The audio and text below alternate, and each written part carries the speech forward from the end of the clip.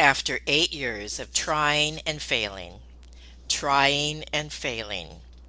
Alan Meisner had really hit rock bottom. He had never felt more miserable. But then a phone conversation with his daughter got him to thinking in a totally different way. His story is going to inspire you, encourage you, and intrigue you. Stay tuned. Have you ever felt like giving up, quitting, throwing in the towel? Welcome to Never Ever Give Up Hope featuring Carol Graham. She's an author, health coach, and motivational speaker. Backed into a corner multiple times in her life, Carol shares with you stories on how she overcame some of the toughest obstacles a person can go through in life, but refused to give up hope. Rather than admit defeat, an opportunity was presented, and it involves each and every one of you. Carol will feature spectacular guests who will share their messages of hope, encouragement, and their inspiration to prove why life's adversities only make you stronger. And now, welcoming the host of the show, here's Carol Graham. Coach Allan is a National Academy of Sports Medicine certified personal trainer, a Precision Nutrition Level 2 Master Health Coach, and a Functional Aging Institute FAI Certified Functional Aging Specialist. Wow. He has earned specialties in fitness nutrition, corrective exercise, behavior change, performance enhancement, and online personal training. You got me at online personal training. This is going to be really exciting. Thank you and welcome. Thank you, Carol. I'm glad to be here. So let's start by telling us your story. Where we started the story was not fully the start of the story, as most stories go. Okay. And what happened was I was 39 years old when I had one of those "wow, I'm old" moments. And what it was I was trying to play volleyball. I had done really great at building a great career, but pretty much every other part of my life had fallen apart. My health, my fitness, my relationships, everything. So I had forced myself to go on a vacation. I bought a timeshare the day I arrived. I just said, I'm just going to go upstairs and buy the thing because if I have the money invested, I will keep showing up. And that was the only way I knew I was going to go on vacation because I've gone 3 years without a vacation. And I was like, so I have to take a vacation. And so I went in and bought the timeshare. I saw on the schedule that they had volleyball. And I was pretty excited because I used to play a lot when I was younger, just 10 years earlier when I was younger. And so I was going out there and I almost didn't make it through a whole game. I had to sub out and I was sitting there, I thought I might need to have them take me to the emergency room. And I was like, this is not how it's supposed to be when you're 39 years old. So I told myself, I'm going to fix this, I'm going to do something. And I left that vacation and I went home and I tried. And that was the 8 years of try and fail and try and fail and tell you 1,000 really funny now stories that weren't so funny then. But I couldn't get it. I couldn't figure it out. And so I found myself basically at, 45 years old, almost 46, just as miserable, just as fat, just as unhealthy, just as unfit, just as terrible. And I had a conversation with my daughter and she said, Daddy, will you come watch me do this CrossFit competition? Now, she had gotten into CrossFit, and so she was doing that. She was doing these other things. She reminded me of who I was when I was her age. And so when she said that to me, like, will you watch me? I was like, that's not who I am. I'm not supposed to be a spectator in my daughter's life. I'm supposed to be a participant. And so I'm sitting there just stunned. Now, I did go watch her, so I'm not a terrible dad. I did, in fact, go watch her do this competition. But it was just that moment when I'm sitting there realizing that I was not who I was supposed to be. And I asked myself the question, why is getting healthy why is losing weight so much harder than anything I've ever done in my life? Because I've done a lot of hard things, but what made this harder? And then I realized, well, it's not harder. I just haven't done what I did for all of those other hard things. I haven't committed. When I commit to something, I get kind of fanatical. I get kind of obsessive. And so it's kind of one of those moments when you sit there and say, okay, this is the it. This is the thing I'm doing. I equate it to getting married. For others, they may relate more to their religion and kind of that moment when you went ahead and professed yourself that this is who I am and this is how I'm going to live and this is what I'm going to do. I had never done that. And so in that moment, I said, okay, I will fix this. I ran into another fundamental problem at the time. This was 2013. There were no resources Hmm. for people over 40. There were no books. The only books I could find were chair yoga and stretching. There were no podcasts. There was no anything. And when I started looking for coaches, well, there were no coaches that specialized in us as a population either. And so I was like, well, and because I traveled so much for work, there really wasn't a way for me to hire a coach. I was home one weekend a month. So hiring a coach didn't make any sense. I couldn't find online coaches. And I was kind of surprised at that. And so I was like, okay, I can't find a coach. That could be an excuse. I can't find a resource. That could be an excuse. Right. I can't find a podcast. That could be an excuse. But I was in that mode of commitment where I was like, there is no excuse. Can I interrupt you for a moment and ask you what part depression played in this scenario? Because I think people are going to relate to that, correct? Yeah, well, the depression was the whole 8 years leading up to this because I just always felt defeated. And I was only, it's like, it's so weird to sit there and say I was only good at one thing when Hmm. I knew I could be good at a lot of things. But every other aspect of my life was complete rubbish. I was in toxic relationships with my girlfriend at the time. I, was kind of distanced from my family. I did talk to my daughter regularly, but fairly distanced to everybody else. Just miserable. In fact, I'll bleep if you need to bleep this out. Just be prepared. But I called myself a fat bastard. That inner voice that we all have this inner voice. I think we do. I've actually heard someone say there's people who don't have the monologue voice in their head. I do. Hmm. And he's terrible. he, he is terrible. He says things to me that I would never say to anybody else. And that was who I had living in my head. That was who was telling me who I Hmm. was. Right. Okay. And that was one of the hardest parts is understanding why is this harder? Why is this actually harder? And then, like I said, I just came to the conclusion sitting there, this isn't harder. I just haven't done what's necessary to make it happen. I knew that I needed some experience or education or something to teach me how to do this stuff. No one was able to do it for me.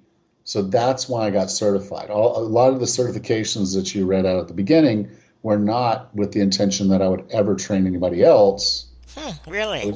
I did all of that to train myself. Certified personal trainer, the corrective exercise, the fitness nutrition, and and the functional aging were all about me and what I needed to fix myself. I went through this process, and through it, I learned a lot about myself that I didn't know before. Hmm. I have little mindset blocks, and I've come to realize now that all of us do. And I had all these little mindset blocks that I had to go through and kind of get done one at a time. It was like a series of dominoes, but they don't knock each other down. You knock one down, then you come up to the next one, and then you got to knock that one down. It's a little easier, and they get easier. But I had to knock down each of these little dominoes to figure out who I was and how I was going to move forward. So at one point, I was what I call a co-pilot now, and that's someone who looks at everybody else's stuff, and it's more important than your stuff. Hmm. So as a co-pilot, like all these obligations, I have to do this, I have to do that. for me, it was the job. It was all the job. So like 20-hour days, 16-hour days, 6 days a week. If that's what the job took, that's what the job took. There's nothing left for me to do anything else. So I don't. And that's why I was where I was. So it's finally asking permission and saying, look, I can't do all of this. I need some space to do the things for myself. So I told my boss, I'm like, hey, I'm going to work out from 2 to 3 in the afternoon. That's going to be my lunch break. I'm blocking it out on my calendar. I won't be in any meetings. I'm going to be at the gym. And he was like, okay. And it was that simple, just asking, if it's like your family and you're like, you can't find time to do the things you need to do. Sometimes it's just as simple as saying, hey, Right. would you get the kids up, get them showered, get them dressed and ready for school while I bop downstairs into the basement and do my workout, and then I'll walk them to the bus. Or it could be in the evening. It's like, would you Right. get Right. ready for bed? Give them a bath, get them ready for bed, and then I'll come up. We'll read the stories to them, tuck them in, and then we'll have some time for ourselves. You're just being practical. Right. I need this time. And so I asked for the time. Now, my boss would forget sometimes, so he'd call me at 2 o'clock, be walking out the door. He's like, what's going on? I'm like, going to work out. He's like, oh, well, will you do this, this, and this? I'm like, okay, do they need to be done by 4 o'clock? No. You'll have them at 4 o'clock. And then I'd go do my workout. And so once I realized, okay, that I kind of got past being a co-pilot, now I realized I had a tendency to look in the rearview mirror. And in the rearview mirror, I was a very fit person. You may have been someone who was maybe not so healthy or not so fit when you were in school, maybe not an athlete. So you see yourself as the big boned kid or whatever. And so we look back and we see who we are, and we still Right. define ourselves that way. So that's a windshield person. Now, a windshield person needs to realize that their future is not in the rearview mirror. Their future's in the windshield. They are sitting in the driver's seat right where they are. And until they recognize that and start looking out the windshield, they won't move forward. So I kept doing Hmm. things that broke myself. I kept thinking I was an athlete and I should be able to do these things. And then when I couldn't, I'd get frustrated. Or when I couldn't, I would break myself. Recognizing I had to start where I was really hard for me. But once I did, and I was looking out the windshield, I was moving forward. Another one that I dealt with was also, I call it the tires. Now, a tires person needs traction. I like that. So, so if you're driving on an icy road, okay, if you have traction, don't slow down, don't speed up, just keep moving. So a tires person needs traction, and it's cool today. There's so much available to help us with traction. We have the little circles on our watches. We have the apps where we can track things, or it can be as simple as a calendar. Just marking a calendar every time you do the thing that you want to do, you start seeing that consistency. And with that consistency, you feel like you're moving forward. So I remember one time I was driving through Colorado, and the mountains are there. It's beautiful. It's a straight road, really just straight. And I'm looking at the mountains and I'm looking at the road, and even though I'm driving 85 miles an hour, it doesn't feel like I'm moving at all. And it wasn't until I looked over and I saw the mile markers coming by every mile with a smaller number that I ever got the feeling that I was actually moving. Interesting. Hmm. And so some of us just need that feeling of progress. And so if you're marking a calendar, you're putting your workouts in a journal, you're getting the circles on your watch, you feel that momentum, you feel that movement that you didn't feel before. So a tires person needs to feel that traction, so they'll stay at it. Because the instant they stop, they slide down the hill and back into the ditch. Okay. Another one that's there, I don't really have a time when I can say I was this, but it's called a pedals person. And now a pedals person will push the gas when they see something cool. So all their friends are doing Weight Watchers, so they start doing Weight Watchers, and Oh, then right. next thing, it's not working. So they hit the brakes and they're out. Or then they'll sit there and say, "Oh, here's this new workout program." They start doing it 2 or 3 weeks in, they're not seeing the progress, they hit the brakes.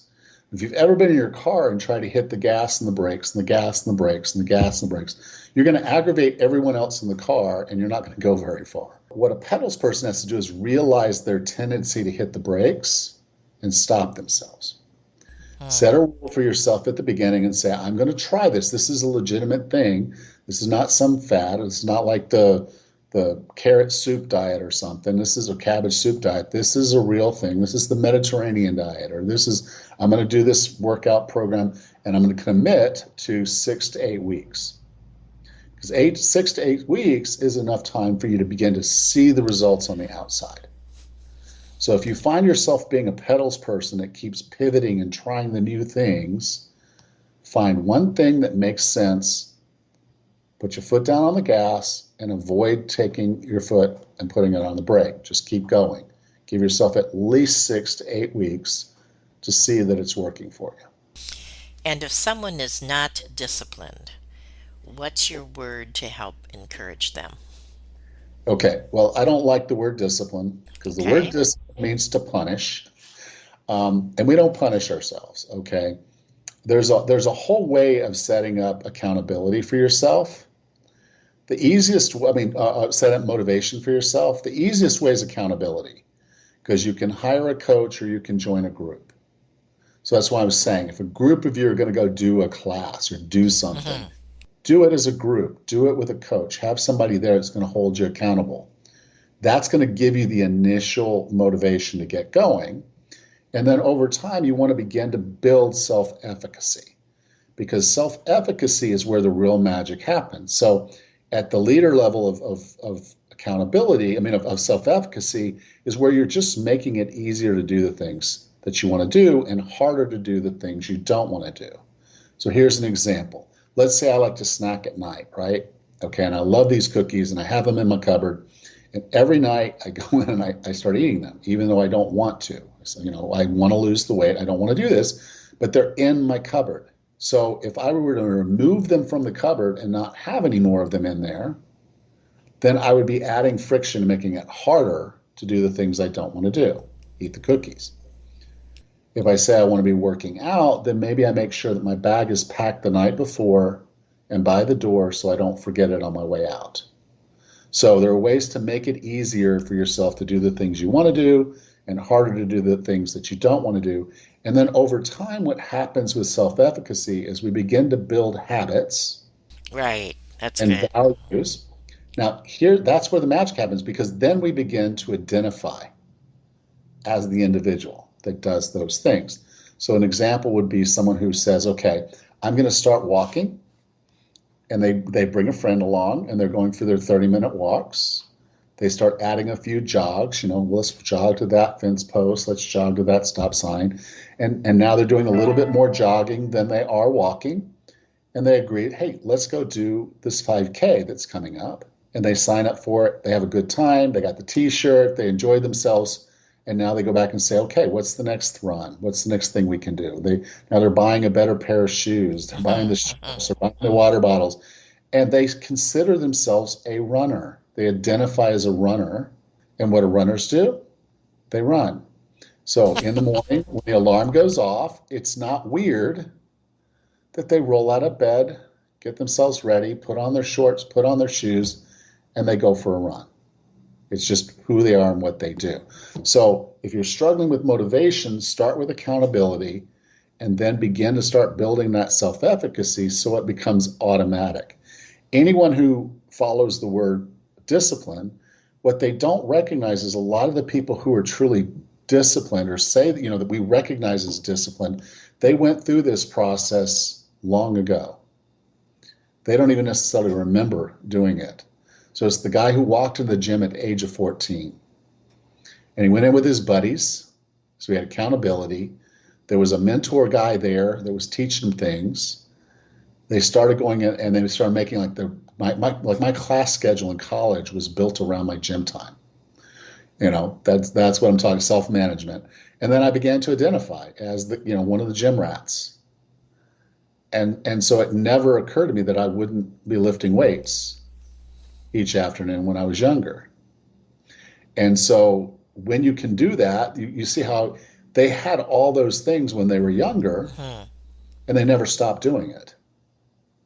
So that's when the people who say disciplined mean is build accountability, build structure for yourself, make it your identity, and that's motivation. That's inherent. I mean, intrinsic and extrinsic.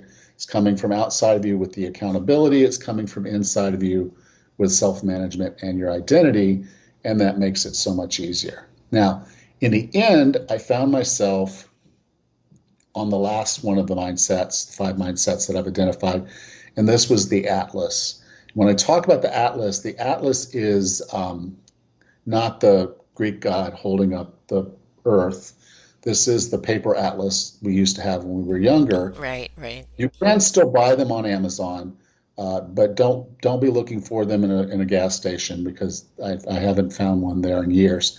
But it's the Atlas, and basically, when we were younger, when we were going to go on a long trip, our parents would pull it out, and they'd have the red felt marker, and they'd mark the route we were going to take. And so an atlas needs that direction. They need to know there's a destination. They like the challenge. They're high challenge people. And so when I got to a point where I was struggling and I wasn't feeling challenged, I had worked my way through the others. So I had, made time and space because I was a co-pilot. I was building traction. I mean, I was looking in the rearview mirror, stopped looking in the rearview mirror, start looking forward. I started assessing where I was in the world and moving forward. I could feel it. I was setting, like I had a notebook. I'm writing out my workouts. I'm staying consistent. And now I'm like, okay, I kind of feel like I'm floundering. So I decided to give myself a huge challenge. So I told my daughter, I said, hey, how about we go ahead and do a Tough Mudder? Now, a Tough Mudder is a 12 to 13 mile mud run. And by that, I mean it's through a terrain that's very difficult to move through. So, walking and running through this is already difficult. And then they throw 25 obstacles in there just to make it a little bit more fun. And these obstacles are heights, they're water, they're cold, they're dark, and electricity. So lots of different things to scare or intimidate or bother or challenge anyone. So I signed up for this challenging race with my daughter. I had no business signing up for it because I wasn't physically capable. My daughter was, but that was the point. I wanted to be a participant in her life and not a spectator. And this was kind of what my mindset was. This is the challenge that will get me where I need to be, because it puts together all the stuff that started this whole thing. When my daughter said, come watch me do a CrossFit competition, I didn't want to be that dad. I wanted to be the father that participates with his daughter in the things she does. And the reality was, when she asked me to watch her do the CrossFit competition, that was about all I was worth. That was about all I could do. There was no way I could have participated. So I did watch her. But I kind of, at that point, promised myself in my commitment that I would never be that father again. I would be capable of doing this or doing whatever she wants or whatever my grandchildren want for the rest of my life. The way you have explained this has been, well, not only informative, I'm taking notes like crazy. You make it very easy to follow, very practical, and not scary. So I really appreciate that. Now we are going to take a quick break, and when we come back, we're going to share with the audience both your podcast and your book, and how we can take the drudgery out of getting fit. We'll be right back. Carol Graham would like to show you the path from misery to miraculous triumph in her fast-paced memoir, Battered Hope. She relates her determination to succeed as someone who experienced one horrendous nightmare after another. Gang raped and left for dead, loss of a child, husband falsely imprisoned, and cancer. Nothing could break her tenacity or faith. No matter what you face, heartache, loss, suffering, or injustice, Carol will illustrate how she became a victor the same way you can. The secret is to never, ever give up hope. Order your copy at Amazon or batteredhope.blogspot.com. So, how can we take the drudgery out of getting fit? Okay, so to start this, I want to tell you a story about my grandfather. His name's Glenn. And so when I would go visit each Thanksgiving, I would go in and see the family, all the families there in Asheboro, North Carolina. And I'd go to visit, and I would go and I would have lunch with my grandfather, my uncle, aunt, and some other family members that might happen to be there. And we would always have lunch at the country club, because as soon as we finished lunch, all the guys were going to go back out and play some golf. And so my grandfather loved golf, like loved it, like more than people. It was the most important thing in his life. He was a salesman, and back then that's exactly how they did sales. You know, they'd go play some golf with folks, cut the deal while they're on the course. And that was, so he was played every day. Well, I'm there for that Thanksgiving, and we all right now, we're on the cars. I think they're just going to drop me off at my car like they always do, and then they're out. Well, he didn't go. And so I asked him what's going on. And he was 80 years old. He said, I can't play anymore. I don't have the balance. I don't have the strength. I can't swing the club. So I asked him, I said, do you want to just go to the range and we could just hit some balls? He's like, no, I can't even swing the club. So at 80 years old, he lost the thing he loved the most. And for a lot of people, they'll say, well, okay, well, he's 80, right? Well, he lived until he was 95. So the last 15 years of his life, he didn't get to do the thing he loved the most. Interesting. Now, you flash forward to the age of 90. I'm still going there for Thanksgiving and visiting. The problem is here now, he can't make it from his chair to the bathroom in time. And he lives in an assisted care apartment, so it's a single-story place, single room apartment thing with a little kitchen and all. But he can't make it from his chair to the bathroom, and this is every day. He has to call down and ask them to come clean him up, because he can't do that either. He was so embarrassed about that, he didn't want company.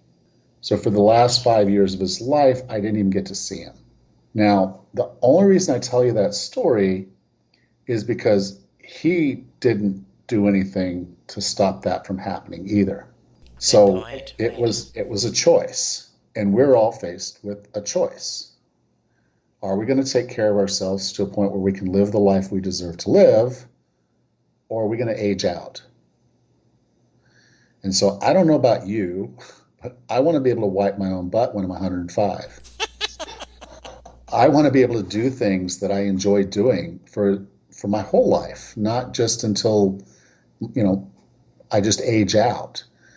So a lot of people will tell me, I hate exercise. I hate working out. I don't like sweating. I don't even think of it that way. I think of it as training.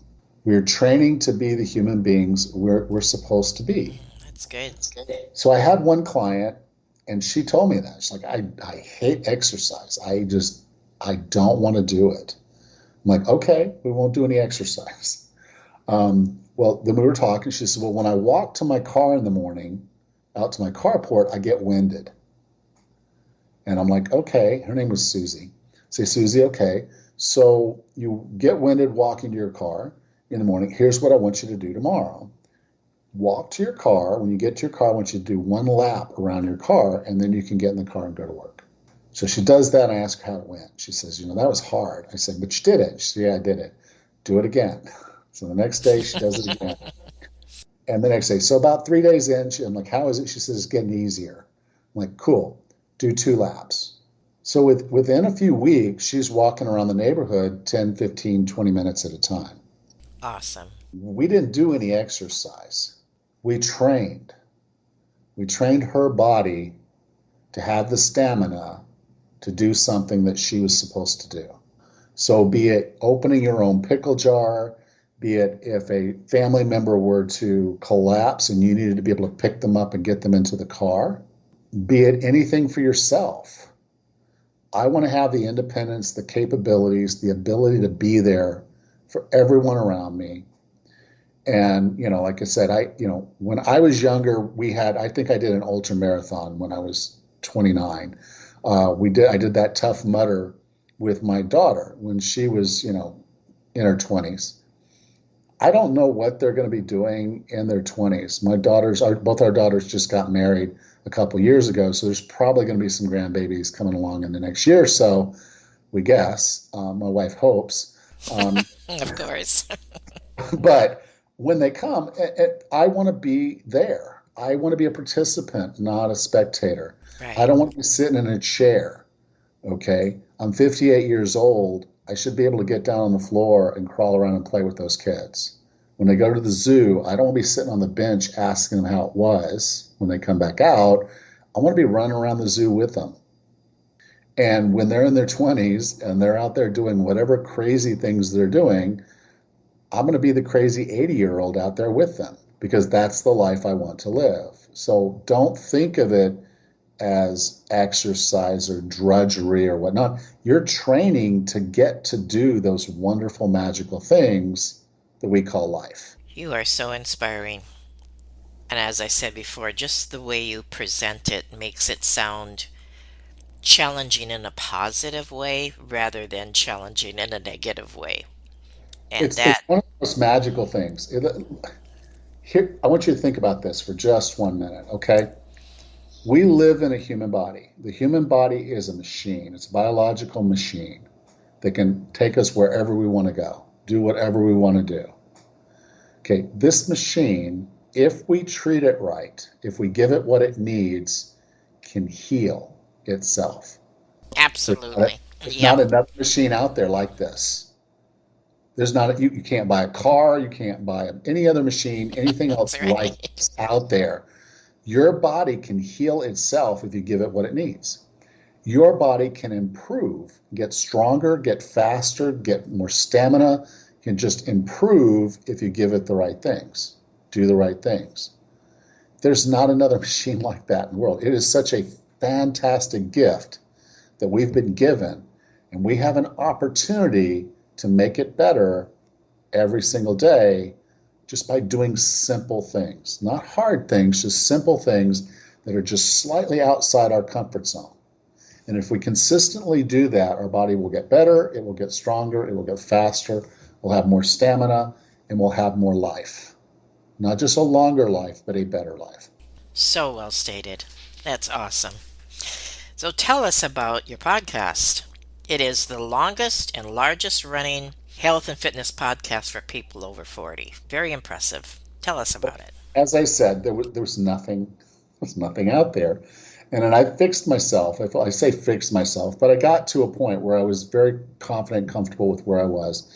And it was just surprising me there still was nothing out there.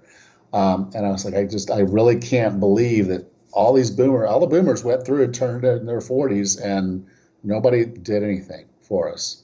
And here I was, ex-gen coming in. I'm like, okay, you guys, you didn't do anything. There's nothing here. So I thought, okay, I'll do a podcast.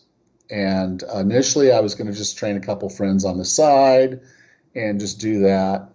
And so I launched the podcast in December of 2015 and have been doing it since. Predominantly, I have interviews. There's some solo shows, particularly towards the end of the year. I tend to do a few more solo shows, but most of my shows, I bring on guests. I read their books. That's kind of one of the differences of my show is it's not the 5 questions. You didn't ask me the 5 questions, but that I would normally be asked. But at the same time, most of the podcasts, if you listen to the same guy come on to the different podcasts, the guests are asking, the hosts are asking the same 5 questions, the same conversation. They could just record it and have another guy ask the same questions and run it. But I read the books, and that allows me to dive in a little bit deeper and say, okay, for someone over the age of 40 that's dealing with this thing, what do they need to learn? Mm-hmm. What do they need? So I want them to leave every show with something actionable. And then on my my solo shows, I tend to talk more about mindset and some of the nuts and bolts. So I get a little bit more into how all this works, how it all comes together. Because it's one thing to know, well, this is how I deal with eczema, and this is how I deal with that, and this is how I deal with that. But I like to pull it all together and say, okay, what do we really need to be successful?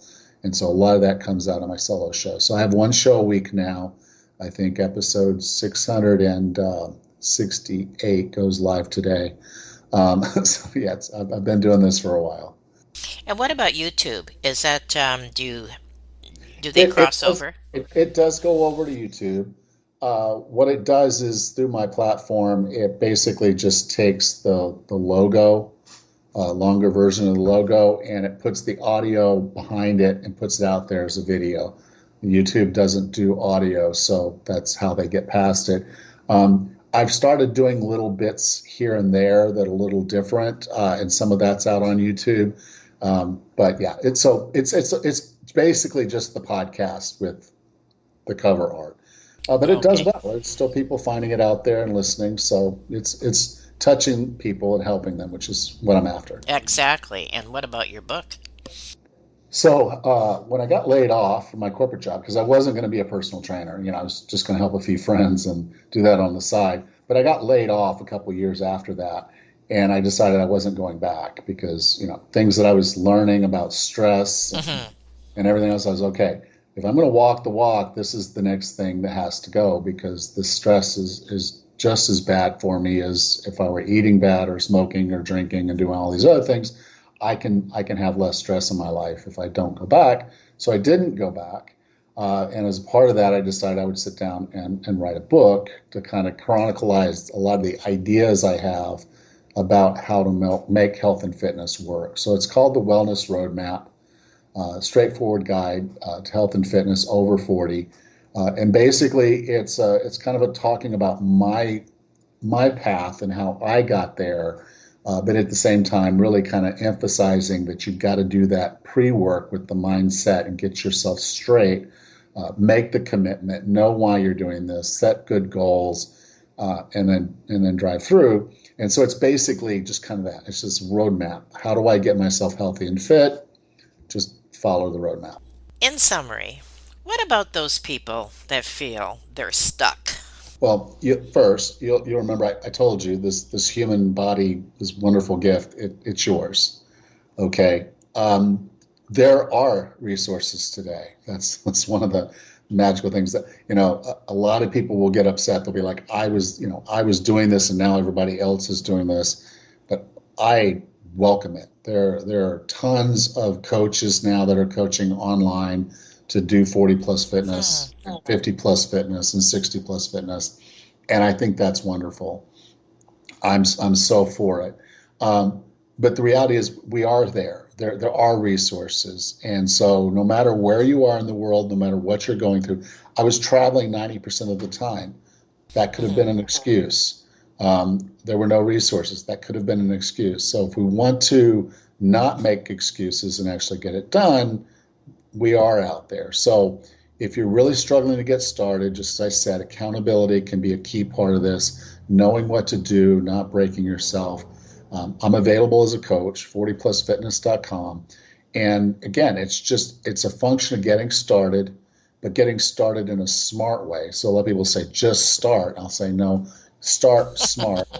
I like that. Start smart. Because again, like I said, I was a windshield person, but I was looking in a rearview mirror thinking I was somebody else, and I kept breaking myself, and that wasn't helping me either. So start smart, and the best way to do that, if you don't know how to do it yourself, is to hire a coach. You get the accountability, you get the support, you get the guidance, and you'll get there faster, you'll get there easier, you'll get there without hurting yourself, and all of those are the right way to start. Oh, thank you for that so much. You have definitely inspired me, and I just want to thank you, Allan, for taking the time and for sharing with this audience and for sharing your story and for being on Never Ever Give Up Hope. Thank you for listening to Never Ever Give Up Hope, featuring Carol Graham. Did you know that most people succeed because they are determined to? Quitting was never an option. Carol loves your comments and will respond to each one. So please subscribe and review this podcast. A rating of 5 stars would be outstanding and appreciated. Remember, If you are still here, there is always hope.